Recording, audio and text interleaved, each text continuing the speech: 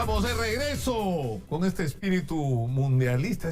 Es una locura total. Me están mandando a través de las redes sociales, del WhatsApp, fotos, videos de la gente en los aviones. Están haciendo unas rutas locas, paran así 8 escalas hasta llegar a Saransk, pero la gente hace lo que sea. Mira, hasta caminando van a llegar si fuera el caso. Es fantástico, sinceramente, lo que está pasando. Y yo creo que esto tiene que ver en gran medida con lo que ha sucedido.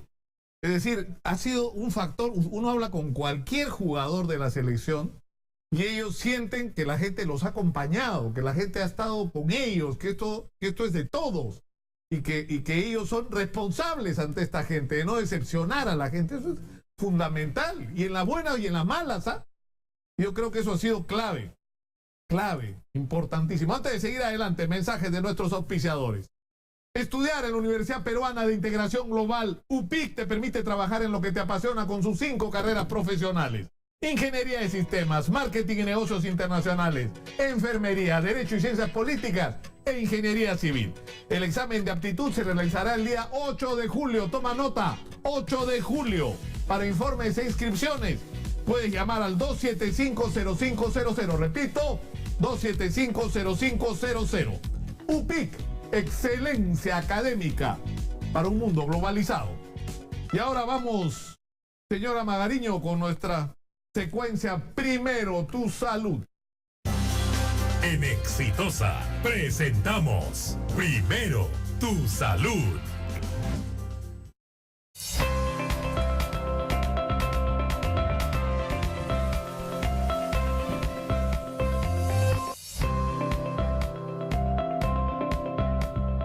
Está con nosotros el doctor Johan Cavalcanti. Él es neumólogo de la clínica Javier Prado. Bienvenido, doctor.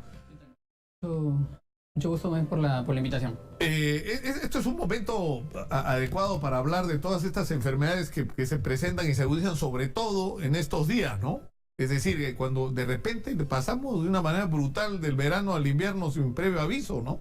Sí, bueno, en esta época es muy frecuente que se aumenta el 50% de enfermedades respiratorias, y comúnmente hay ciertas diferencias, pero normalmente confunden un poco a veces los resfríos comunes con una gripe, y eso es lo que a veces incrementa bastante en esta época, ¿no? Claro, o sea, porque estábamos hablando la semana pasada sobre que un resfrío puede ser una bacteria, ¿no es cierto? Pero una gripe es un virus, ¿no es cierto? Y que tiene un ciclo y que puede tener, digamos, efectos secundarios, ¿no? Sí, bueno, en realidad hay que tratar de tener una buena diferencia de eso, ¿no? A veces el resfrío común lo confunden. El resfrío común es también por un proceso viral, pero normalmente se autolimita. No tiene una duración aproximadamente de entre 48 y 72 horas, mientras que una gripe, los síntomas son mucho más severos, ¿no? Viene con fiebre, que el resfrío normalmente no cursa con ese tipo de síntomas, no tan frecuentemente. Viene con mialgias, malestar general, que es mucho más incrementado, y que el tiempo de duración también es mucho más prolongado. Puede durarte hasta 5, hasta 7 días, dependiendo también el estado del paciente y también qué comorbilidades tenga, ¿no? Ahora, ¿qué es lo que ocurre cuando se producen los efectos digamos, colaterales? Es decir, uno empieza con una gripe y de repente termina con una bronquitis o con un acceso de asma o con un broncoespasmos y todas estas... Claro, eso pasa muchas veces. Normalmente los resfríos comunes deberían, como le comentaba, autolimitarse en unos días y solamente con analgésicos. Pero cuando es una gripe, y cuando los síntomas son más exacerbados y a veces no acudimos inmediatamente o nos automedicamos muchas veces, hace que se exacerben más los cuadros y se compliquen un poco. Lo más frecuente que vemos en esta época son las bronquitis. Exitosa. Claro, si tiene algún antecedente de un asma o un problema crónico, se exacerba más y pueden desencadenar broncoespasmo. Y eso, claro, hace que el tratamiento... Ahora, ¿y es posible tomar, prevenir que esto ocurra? Es decir, o es inevitable que en algunos casos, sobre todo cuando uno tiene predisposición a hacer este tipo de... ¿no?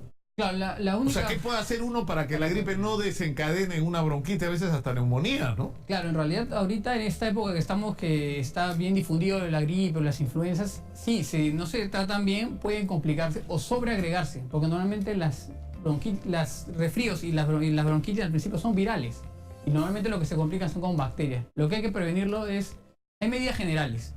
el lavado de manos, cubrirse cuando estornudemos o cuando tosemos, en ambientes donde estamos muy hacinados, que también tenga una buena ventilación. Eso es una cosa increíble, ¿no? Porque uno está con gripe y tiende a encerrarse, ¿no es cierto? Sí. Para evitar que baje la temperatura, pero eso termina siendo contraproducente porque el ambiente se contamina más fácilmente si está Claro. cerrado. Esa es una forma de unas medidas generales que en realidad deberíamos tener un circuito no cerrado, ¿no? Tener una buena ventilación para que haya una buena circulación de aire.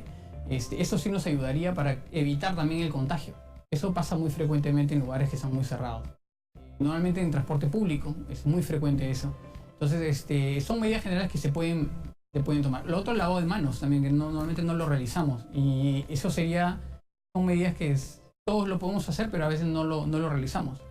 Y la otra medida que sí es la vacunación, ¿no? Que ahorita actualmente está Bueno, hay una campaña de vacunación. Una campaña de vacunación que está desde que tenemos del 2009, que hubo las epidemias. Desde ese tiempo el ministerio siempre hace campañas y actualmente... Bueno, en este momento han lanzado una señal de alerta y una campaña para, ¿no? Tiene una vigilancia epidemiológica por el motivo de que ha habido muchos reportes de influenza, que ahorita se están dando en Piura, se están dando en Lambayeque. Claro, la preocupación es que aparte de los casos en el norte, porque ha habido problemas, entiendo, con la influenza en Ecuador, resulta que murió una persona con N1H1 en Arequipa, entonces eso ya es como una presencia nacional, ¿no? Sí, en realidad del virus del N1H1, ¿no? Hay que tener muy en cuenta que la influenza es una enfermedad que actualmente muta cada año. Entonces, al mutar tenemos que hacer la vacunación todos los años. Y hay ciertos pacientes, ciertas personas que tienen mucho más riesgo.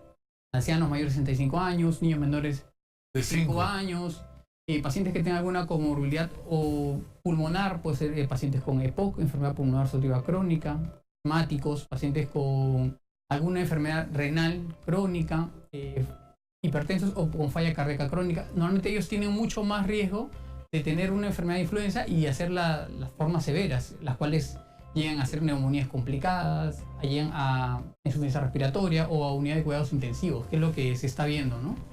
Entonces, la medida en realidad es, sabiendo que tenemos esos pacientes que tienen riesgo, vacunarlos previamente, ¿no? Claro, y además tener en cuenta que la vacuna no es que te la pones hoy día y mañana te va a hacer efecto, hay un plazo de 7, 10 días creo que son, ¿no? Normalmente ahorita la campaña de virus empieza normalmente a partir de entre marzo a abril, porque tienes que prevenir que en junio ya tenemos, claro. el evento. Entonces porque el efecto después de la vacuna demora entre 10 a 15 días, entonces va a demorar 2 semanas.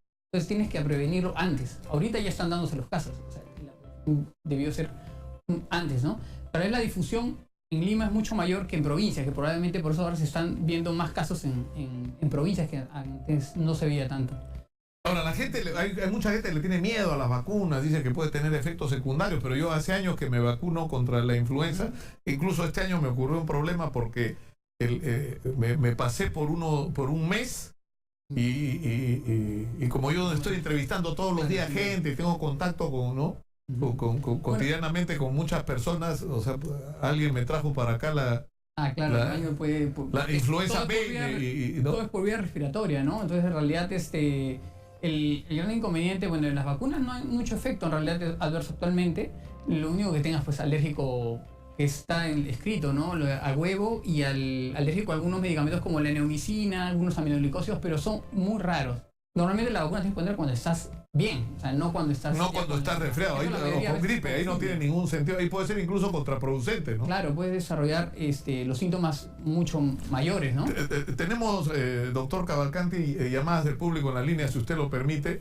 Sí, muy buenos días, adelante, escuchamos. Buenos días, soy la señora Marilena, estoy llamando de San Juan de Miraflores. Sí, adelante, por favor. Bueno, primero agradecerle que se está haciendo esta difusión sobre la influenza, sobre esta campaña, y quería darle 2 preguntas. En todo caso, me he enterado que están haciendo una campaña por acá, por mi posta, cerca de acá de mi casa, pero el detalle es que me dicen que es hasta la 1, y no entiendo por qué es hasta la 1 si los niños, por ejemplo, del colegio estudian hasta esa hora. Y para que ellos se puedan vacunar tendrían que hacer al menos por la tarde también. Eso no sé de quién dependerá, pero es una Eso observación depende, que yo entiendo, veo. del Ministerio de Salud, Claro, ¿no? ya depende mucho del horario que tiene el Ministerio de Salud.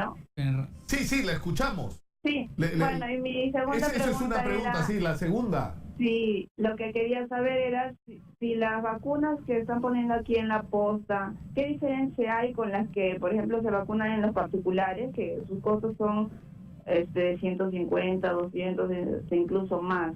¿Cuál es la diferencia? Eso sería mi consulta y muchas gracias.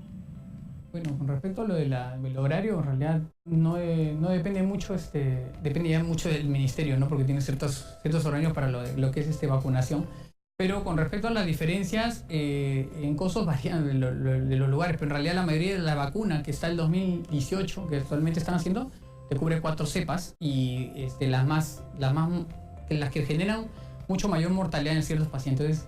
La diferencia, eso puede variar en costos, depende de dónde lo adquieras, pero casi la mayoría te protege para las 4 cepas más importantes, ¿no? que ya están escritas y que del año pasado también no ha variado solamente una cepa de otra, ¿no? Del 2017 al 2018, pero... Porque claro, la vacuna que te ponen puede variar el fabricante, pero es la misma. Es la misma, o sea, las cepas son las mismas. O sea, claro. Por eso puede ser que en un lugar encuentre costos desde 50 hasta 200, ¿no? O sea, es variable la... Pero ha bajado muchísimo el costo de la... Bastante, claro, porque se ha hecho más difusión y también la gente ya está tomando en cuenta que es un riesgo, ¿no? Para ciertos... Más que todo para las personas adultas mayores, que es donde más les afecta. Entonces, están tomando... Ahora, también es recomendable el que las personas mayores de edad de 50 y 60 años se vacunen contra la neumonía también, ¿no es cierto? Sí, normalmente lo principal siempre en esas épocas es influenza, porque es la que más mortalidad da, pero es a partir de 65 años. Y si el paciente tiene alguna lesión previa en el pulmón, secuela de alguna neumonía previa, ha tenido ha estado en cuidados intensivos, ha tenido una secuela de TBC, sí, sería bueno vacunar. Ahora actualmente hay vacunas contra neumococo, hay Neumo 23 que te protegen ahora 5 años, o sea, es mucho mejor. Entonces, lo ideal es para virus la influenza y para bacterias normalmente el neumococo, ¿no? Son las dos vacunas que normalmente se están ahorita difundiendo bastante. De acuerdo, tenemos, doctor Cavalcanti, más llamadas del público en la línea. Adelante, por favor. Muy buenos días. Aló, buenos días. Bueno, señor, quería comunicarle que mi hermana se encuentra en Puno internada en cuidados intensivos con la gripe con la gripe H1N1. ¿Eso dónde es? ¿En informan los Lima? doctores, ella se contagió en Trujillo. Ella hizo vuelo de Trujillo a Puno. Dice que el virus se desarrolló en Puno. Y la preocupación de nosotros es que, por favor, apoyen a mi hermana, se encuentra sola ya. ¿Ella está dónde en este momento? ¿En Puno? En el hospital de Puno, sí. Sí, pero es bien importante que hayan detectado que tiene...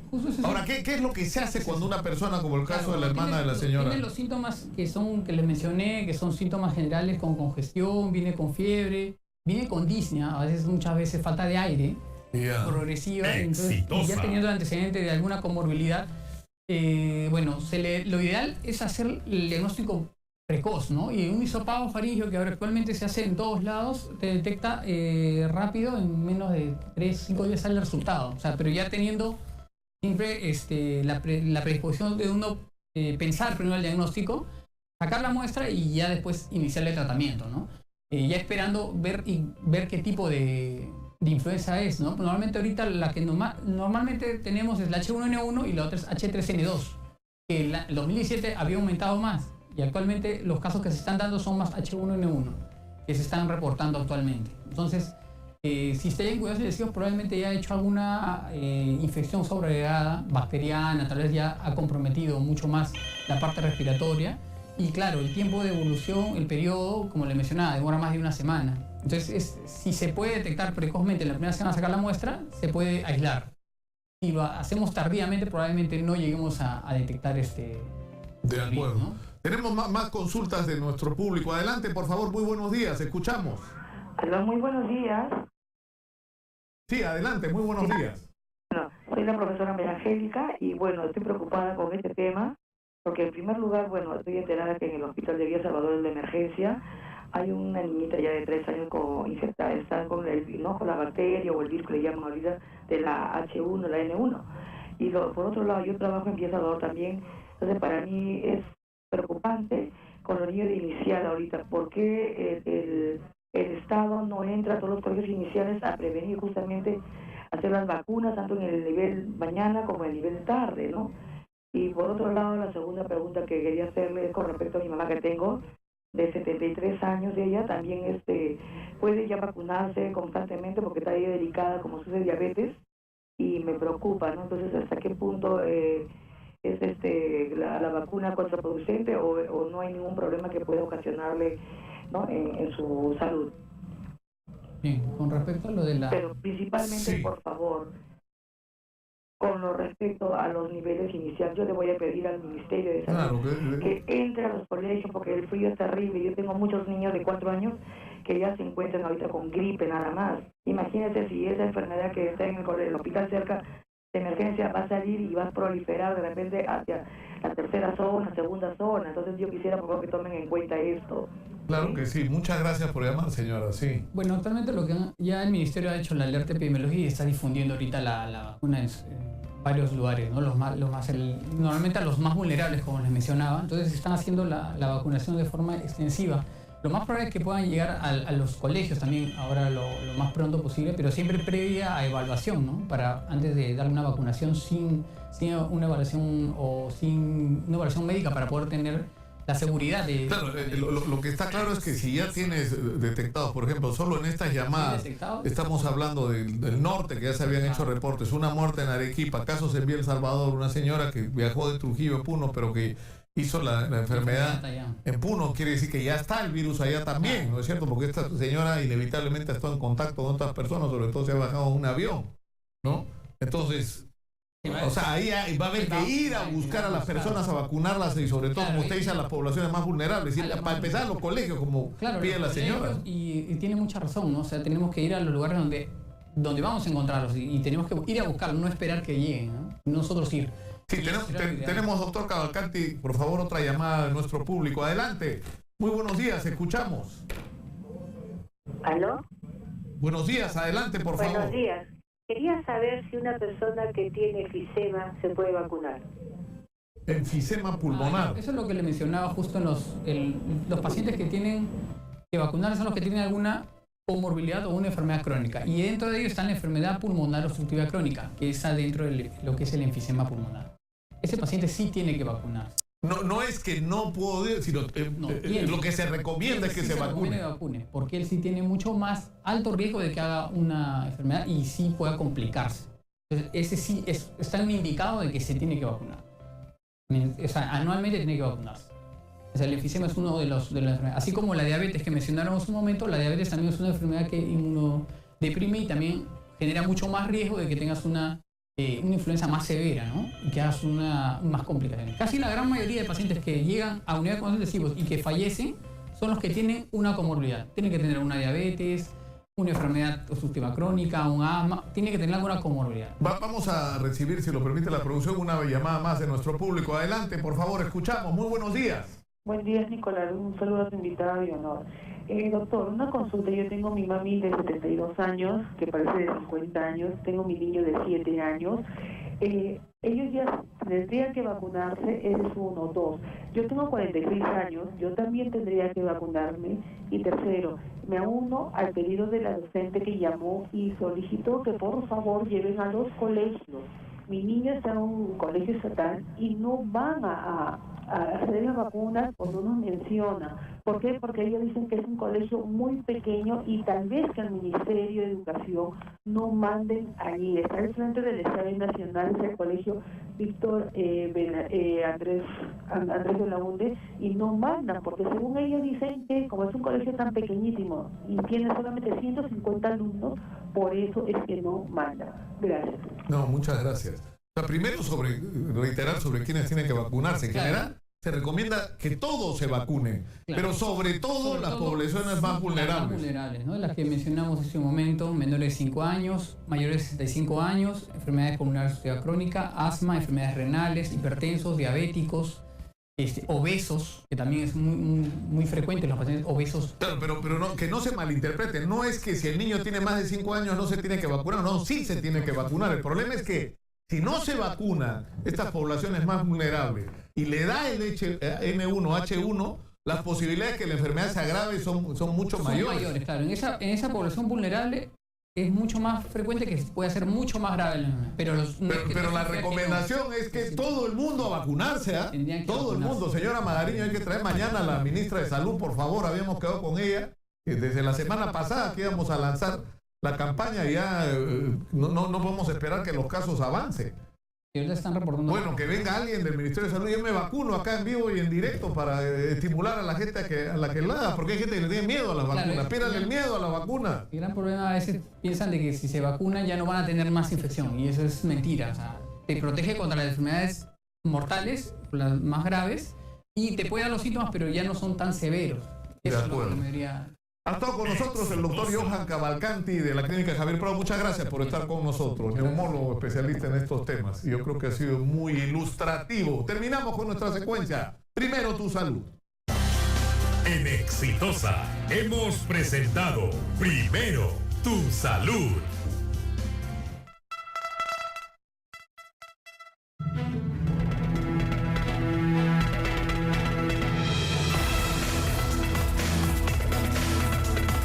Antes de terminar el programa del día de hoy, las redes sociales, Judy, ¿qué dice la gente sobre la ley Mulder? ¿Ah? Buenas tardes, ya no, buenos días, falta un minuto para el mediodía.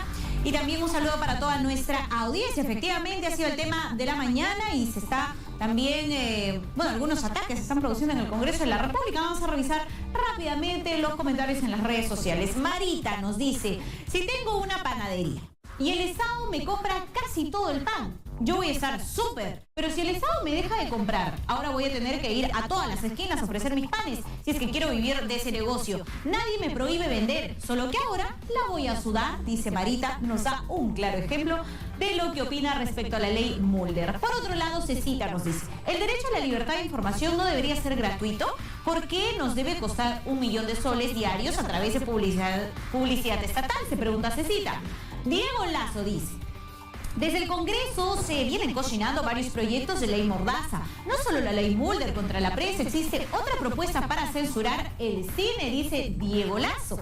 Antonio opina, ley Mulder sirve para ahorrar, entre comillas, dinero para el Estado. Bien por eso, dice, pero para despilfarrarlo en el Congreso, que es el número 1 comprando TVs, frigobares, flores, turrones, laptop. Ahorita viene 28 de julio y van a cobrar su gratis, sueldo enterito. No como los CAS, dice Antonio. Por otro lado, Eric Vega opina, yo como ciudadano común y corriente veo con buenos ojos esta ley, ya que el Estado sigue manteniendo a canales y radios con el dinero de todos sin brindar ninguna campaña de salud, información, etc., nos dice Eddie. Por otro lado, Adolfo Flores Atoche opina, por supuesto que no, es el mercado el que regula el bienestar de una empresa y no debe supeditarse a beneficios del Estado. Son todos los comentarios. Tenemos uno más de Álvaro. De ninguna manera amenaza a los medios, al contrario, sin dinero del Estado, los medios no le deben favores a nadie y pueden actuar con total independencia. Creo que es solo un comentario en contra de la ley Mulder. Colás. Bueno, Judy, muchas gracias. Muchas gracias por la información, como todos los días. Yo solamente quiero decir que hay algo que tenemos que tener claro. Así como se han manejado las cosas con respecto a la publicidad estatal, no pueden seguir. Eso está mal. Eso está mal. O sea, utilizar la publicidad estatal para presionar la línea informativa está mal. Favorecer a amigos porque los respaldaron en la campaña o por quién sabe qué, dándole publicidad estatal no en función de la influencia que tienen realmente en la sociedad y la llegada que tienen con sus lectores, oyentes, seguidores o televidentes, eso está mal. O sea, que a unos medios se les dé un montón de plata porque son amigos y a los que no son amigos se les dé un sencillo y se pierde la perspectiva, que es el tercer tema, que hay que hacer campañas que son realmente necesarias y que en muchos casos no se han hecho. No se han hecho porque se ha pervertido el uso de la publicidad estatal. Eso tiene que cambiar. Eso está claro. Tiene que cambiar. Y en realidad, la manera que es el estilo Mulder puede resolver problemas. Hay corrupción en los municipios, para afuera, ahí no hay reelección. ¿Y qué resolvimos? ¿Qué resolvimos? En fin. Yo termino por el día de hoy. Los dejo con el señor Manuel Rosas. Muy buenas tardes.